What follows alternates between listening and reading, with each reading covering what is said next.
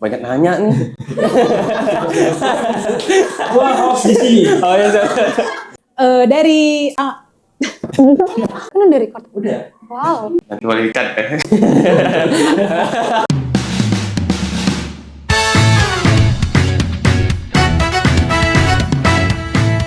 Halo, perkenalkan nama aku Tauhid Anissa Al-Azhara. Gue Sheryla Anaya. Gue Ivana Adeline. Dari Nama saya Ditya Krisna Putra. namanya Faiza Sabrina Wasila. Nama saya Wesley Pardosi, sedang fokus menyelesaikan skripsi sebelum masuk dunia kerja. Kegiatan gue sekarang ini Itu ya skripsi, magang. lagi magang sambil nyusun skripsi. Karena emang belum nyusun skripsi ya, kemungkinan magang sama kuliah aja sih. Kuliah disambil itu sih kerja, alhamdulillah di PT gue sendiri dan juga sambil skripsian. Susah sih sebenarnya, udah di semester akhir kan, kita harus nyusun skripsi setiap hari. Kan sekarang jadwal gue kan kampus kan cuman Kamis Jumat ya kuliahnya, Senin Selasa Rabu itu libur. Dan karena sekarang udah semester akhir dan gue nggak punya referensi buat ngerjain skripsi, jadi gue harus setiap hari ke kampus ngerjain di perpustakaan, baca-baca buku, banyak banget. Sebenarnya sih rasanya sih capek, cuman ya disyukuri aja. Pasti di balik kesusahan pasti ada kemudahan. Jadi membawa enjoy aja agar tidak kena mental dan jadi gila gitu kan ya. Jadi kita harus tetap boleh serius tapi tetap ini stres sama bahagianya itu harus balance. Sebenarnya kalau dibilang perjalanan 3 tahun panjang, sebenarnya jujur nggak terasa karena banyak hal yang dilewati, banyak hal yang terjadi di kampus, semua suka duka dari segi akademik ataupun organisasi semua dijalani di sini. Ya sebenarnya kalau ditanya gimana udah skripsi, ya Aduh, itu rasanya kayak, gue belum nyusun skripsi, kayak rasanya tuh kayak bingung, deg-degan ya, buat dosbingnya nanti siapa ya, udah overthinking duluan, nanti dapetnya apa, mau nyusun PPN kah, atau PPH badan gitu, udah. Mahasiswa semester akhir itu karena terlalu banyak waktu kosongnya Senin sampai Rabu, jadi harus lebih banyak ngingatin diri sendiri kalau skripsi itu penting. Jadi jangan ditidurin skripsinya di meja doang. Sebenarnya rasanya sih capek ya, cuma tetap dijalin aja, enjoy aja gitu. Harus bisa bagi-bagi waktunya sih dengan baik. sebenarnya judul skripsi aku itu untuk masalah temanya atau bidang yang aku angkat itu di pajak penghasilan badan. Waduh, lupa, lihat HP dulu ya. Boleh. Tadi bentar, itu bisa dipotong kan? Nah, judul yang aku ambil itu analisis rekonsiliasi fiskal dalam penentuan pajak penghasilan badan berdasarkan pajak penghasilan badan yang terutang berdasarkan Undang-Undang Harmonisasi Peraturan Perpajakan tahun 2021 pada PT Dakota Buana Semesta. Ngambil datanya dari tempat gue magang. Judul gue tuh tentang analisis atas penghitungan penghasilan kena pajak sebagai dasar penentuan besarnya pajak penghasilan terutang. Analisa perhitungan PPh badan dalam perusahaan PT Brastagi Fruit Market di Medan. Jadi judul skripsi gue di bidang mata kuliah PDRD itu analisis efektivitas laporan wajib pajak PBJT pajak barang dan jasa tertentu atas makanan dan minuman dalam sistem self-assessment pada UP3D Kecamatan Mampang Perapatan Kota Administrasi Jakarta Selatan. Ini meneliti tentang gimana sih pelaporannya, efektif apa enggak sih si PBJT atas makanan dan minuman ini di daerah UP3 itu. Cuman teman-teman, ini kebanyakan panjang judulnya, jadi aku tuh harus baca, nggak hafal. Nanti kalau waktu sidang harus dihafal. Analisis atas penghitungan penghasilan kena pajak atau PKP itu sebagai dasar penentuan pajak penghasilan atau PPh terutang oleh PT-nya, mungkin saya nggak bisa sebutin, PT Sebenarnya di situ diteliti tentang bagaimana sistem pemajakannya mereka, bagaimana sistem keuangan mereka di dalam kantor mereka, perusahaan mereka seperti apa. Mungkin bisa kita analisis salah satunya dari laporan keuangan mereka, dari bagaimana laporan laba rugi mereka, arus kas mereka seperti apa, cash flow di dalam perusahaan, dan bisa juga kita lihat dari laporan posisi keuangannya. Kan kebetulan tempat gue magang itu perusahaan jasa ya, jasa ekspedisi. Nah pengen ngeliat ini bagaimana sih proses rekonsiliasi fiskalnya itu, apa aja sih koreksi-koreksi yang signifikan gitu loh. Alasannya itu ngambil itu karena banyak yang ngambil sih bang. Awalnya mau coba PPH tuh, yang PPH 21 ngambil rumah sakit. Agak susah sih permintaannya, jadi ribet. Ini yang agak simpel sih, lebih mudah. perusahaan ini belum pernah sebagai objek penelitian dari beberapa kampus, dan kebetulan perusahaan itu menawarkan kepada saya supaya jadi pembelajaran untuk karyawan-karyawan dan staf-staf pajaknya di kemudian hari. Tentang magang juga bisa. Oh iya, oh lu magang ya? Benar. Iya. Di tempat magang lu tuh apa aja yang lu kerjain? Yang gue kerjain itu di bagian finance. Apa ya? Harus, karena magangnya itu di PT Erlangga, penerbit buku ya. Iya betul, yang biasa kita pakai kayak apa sih, akuntansi, pengantar akuntansi. Nah itu kebetulan dari perusahaan aku gitu. Jadi kita kayak penjualan buku gitu kan harus ada konsenasi apa sih itu? Apa sih yang PPN itu? Konsinyasi. Nah, iya itu. Itu ngapain? Itu biasanya kayak buku-buku kita yang dari Gramedia itu lakunya berapa, terus harga jualnya berapa, nanti kita yang update gitu. Lebih susah nulis atau bangun mood? Bangun mood dong. Nulis kalau gue, karena Nulis itu kan butuh apa ya, ide-ide cemerlang lah gitu. Sebenarnya bangun mood nggak terlalu susah. Karena kita cuma bisa ngandalkan ABC kopi. kalau nulis itu kan ya gue sedikit perfeksionis ya. Sumpah itu tuh yang kayak, ini kayaknya kata-katanya kurang deh. Walaupun ngerasanya udah pas nih. Ntar pas dikasih ke dosen, gitu kan. Emang dia cari referensi yang bener-bener kayak kata-katanya udah pas gitu loh. Jadi kayak karena dosen gue itu sangat amat enak, asik gitu kan. Jadi kayak udahlah nggak usah susah-susah, udah yang simple aja gitu, nggak usah yang bertele-tele. Yang penting intinya kayak gini, udah. Lebih susah bangunin mood buat nulis. Tadi kan udah bilang kalau ngerjain di kos nggak ada selera buat ngerjain skripsi, jadi enaknya gue ke kampus ajak temen ngerjain bareng. Itu sampai linglung tuh gue ngerjainnya dari jam 9 sampai jam 3 itu full ngerjain.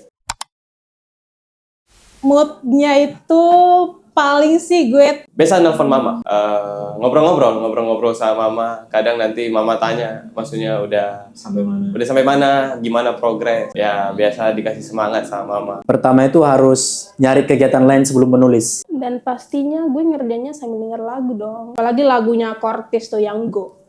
Aduh sekali masih Go. TikTokan dan nyanyi sih, karena nyanyi itu salah satu hobi gue. Dengarlah aku, suara hati ini memanggil namamu. Make up sih harus cantik dulu baru bisa ngerjain. Artinya buka internet dulu, YouTube di laptop, pasang musik, baru kemudian otak-atik laptop. Jangan skripsi dulu. Habis itu lihat skripsinya karena tanggung. Ya udah deh lanjutin sampai selesai. Sejujurnya deg-degan banget sih, soalnya kan nyokap gue nelponin mulu, VC bukan telepon biasa, video call setiap hari. Dia nanyain skripsi, udah sampai mana dek skripsinya. Tuh gue nggak ngerjain tuh, deg-degan kan gue. Oh udah bab 2 mah, padahal mah baru awal-awal tuh bab 2-nya, tapi ya udah kan yang penting judulnya udah bab 2. Perasaan deg-degan itu yang menimbulkan niat untuk ngerjain skripsi. Orang tua saya cuman mensupport, tidak menanyakan hal-hal yang mungkin bisa terlihat dari wajah saya yang stres ya. Jadi kayak aku yang ngeluh, kayak cerita, mah udah pusing nih gitu-gitu. Ya udah, yang penting kamu jalanin sesuai dengan prosedurnya gitu. Yang penting kamu kan udah pasti, mama yakin kamu tuh punya impian, kamu tuh pengen sidangnya kapan gitu-gitu. Udah punya target lah gitu. Udah percaya lah gitu, pasti bisa gitu. Oh, kebetulan orang tua nggak pernah nanyain skripsinya deh sampai mana. Jadi kan kebetulan dia belum tulis deh. Jadi kayak, ya udah deh. Mungkin emang anaknya lagi nulis, cuman disupport aja gitu. Nggak pernah nanya skripsinya sampai mana. Rasanya sih campur aduk ya. Orang tua juga sebenarnya gak banyak nanya sih, cuman gimana skripsinya, ya udah aku jawab aja, ya aman-aman aja mah. Kalau ditanya seperti itu sih perasaannya ya merasa ada yang peduli sih sama saya dibandingkan, karena kita punya banyak teman-teman nongkrong tapi tidak ada yang bertanya itu, jadi kan gak ada yang ngingatin. Tapi kalau ditanya gitu rasanya ada tanggung jawab yang baru diselesain, gak boleh main-mainin gitu. Sebenarnya kayak kalau di telepon mama, udah sampai mana? Dit, Skripsi, udah paling jawab, ya udah ACC mah, bab 1. Oh udah ACC, berarti lanjut mana sekarang bab 2. Ini gimana bab 2 udah ACC belum? Sabar, belum diketik.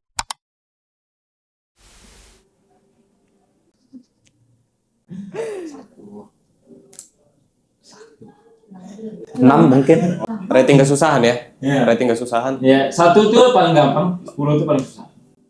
1. 1 tuh paling gampang. 1 paling gampang. Karena gini, bukan sombong, Nah, tapi itu mensuges diri. Kalau ini nggak sulit. Sebetulnya bersama dosen saya ini itu tuh bisa 5, tapi karena emang saya tipe yang mempersulit diri ya, jadi terasa 8. 7. Karena sulit ya, sulit dan mudah juga nggak mudah sih. Jadi kayak kita harus cari semua buku di setiap sudut-sudut perpus itu, nyari bukunya PPH, tentang pajak, buku undang-undangnya. Pastinya sih iya sih, Kak. Pastinya sih. Buku nggak? Jujur ya, kalau aku ya, Iya. buku nggak. Mungkin lebih kepada Google, e-book ya, bukan buku. E-book, tapi itu kan cetak buku sih. iya sih. Cuman digital ya. Iya. Nanti boleh dikat ya.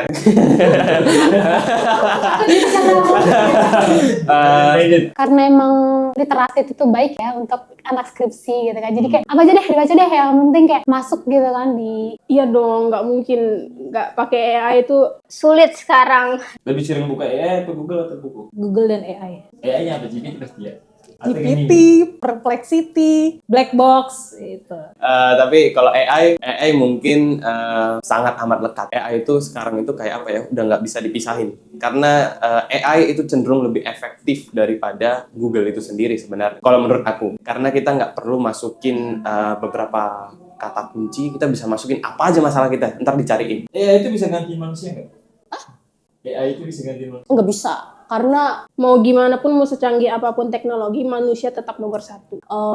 otaknya AI sama otaknya manusia beda. Beda ya? Sumpah, selama magang itu AI nggak pernah gue pakai. Karena emang nggak pernah, nggak apa sih, selama magang tuh AI nggak pernah nggak sinkron sama apa sih yang gue kerjain. Kayak Di semester 7 ya, betul. Nah, di semester 7 itu AI dari internet sama buku itu harus diseimbangin juga karena terkhusus perpajakan itu kita cari di AI, harus dilihat juga peraturannya apakah betul ada di buku undang-undang apa enggak. Mungkin dari yang fenomena yang udah terjadi emang cukup memilukan. Itu mulai dari Aceh, mungkin Sibolga, sampai bahkan ke rumahku sendiri, terasnya di Medan, itu emang cukup parah. Jalanan segala macam itu sangat-sangat amat sulit waktu itu, dan pastinya perekonomian pada saat itu tertunda. Iya, sempat berhenti, itu udah pasti. Gara-gara semua pertokoan, apalagi jalan, itu udah pasti ketutup air segala macam, di mana-mana lumpur. Dan satu hal yang saya lihat, yang saya cermatin, dampak paling besar aku ini menurut saya pribadi itu adalah UMKM. UMKM itu apalagi contoh ya, mungkin yang ada di pinggiran jalan ataupun yang di toko-toko di jalan raya yang terendam, itu sangat amat kena impact besar. Jadi menurut saya pribadi, langkah yang semestinya dilakukan pemerintah itu adalah memberikan insentif pajak terhadap UMKM. Kenapa saya katakan begitu? Karena ini adalah salah satu cara menurut saya, nanti koreksi teman-teman, bisa untuk memulihkan kembali perekonomian UMKM tadi. Karena UMKM udah jelas berbeda seperti perusahaan besar yang mungkin punya ada safety dana atau bagaimana, sedangkan UMKM ini terbatas sekali teman-teman. Perekonomian mereka hanya berdasarkan, kalau kita bilang kasarnya, satu UMKM berada di jalan, hanya dari situlah income-nya. Oke, sebelumnya gue mau ngucapin turut berduka cita untuk atas terjadinya bencana banjir di daerah semua Sumatera. Untuk apa ya? Untuk kebijakan pemerintah untuk banjir sekarang ini mungkin semuanya bisa diefisiensikan untuk korban-korban banjir sekarang. Seperti kayak reboisasi lagi, mungkin untuk bantuan bencana alam, untuk menambah biaya untuk banyak lah pokoknya kalau mau dibahas. Sebenarnya satu aja sih, diefisiensikan.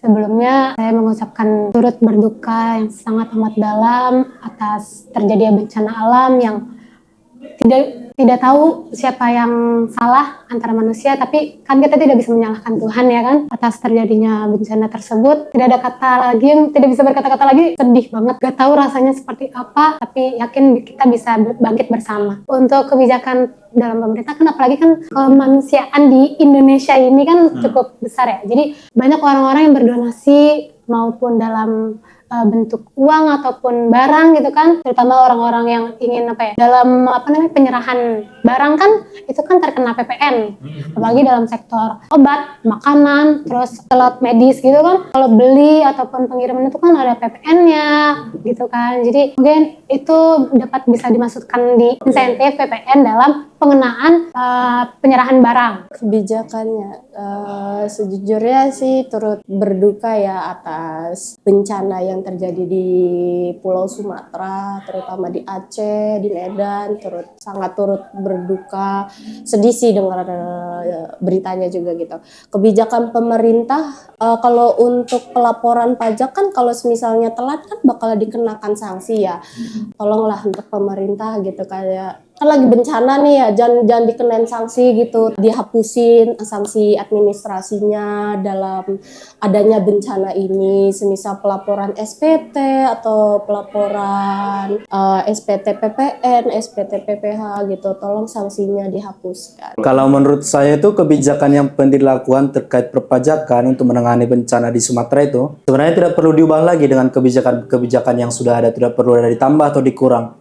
Yang penting itu sekarang menganggap bahwa bencana yang di Sumatera itu menelan banyak korban. Setidaknya pemerintah menganggaplah bahwa bencana Sumatera itu bencana nasional, sehingga hasil dari pajak yang selama ini dipungut dan ditimbun menjadi harta negara itu seharusnya bisa dialihkan sebagian untuk penanganan bencana di Sumatera. Oke, sebelumnya aku mengucapkan turut berduka untuk saudara-saudaraku yang ada di Sumatera Utara, khususnya Sumatera Barat dan Aceh. Untuk kebijakan yang pemerintah bisa lakukan untuk para korban bencana alam di Aceh, Sumatera Utara, dan Sumatera Barat, yaitu dengan memberikan insentif PBB, di mana kan mereka kan karena akibat dari bencana alam itu kan rumahnya pada rusak dan hancur ya. Dan jadi insentif dari pemerintah itu, pemerintah memberikan bantuan berupa penundaan gitu, penundaan pembayaran atau pengangsuran PBB. Barangkali ada yang PBB mereka yang nunggak gitu kan, Kak. Jadi bisa diangsur lagi. Thank you.